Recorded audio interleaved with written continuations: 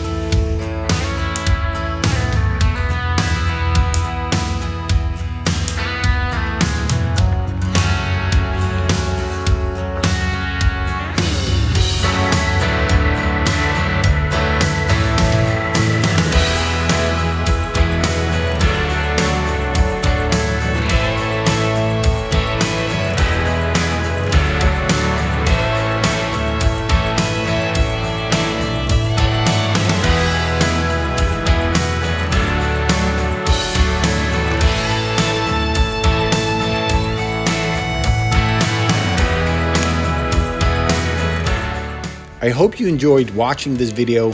Let me know what your thoughts are about thumb shifters. Do you like them or not?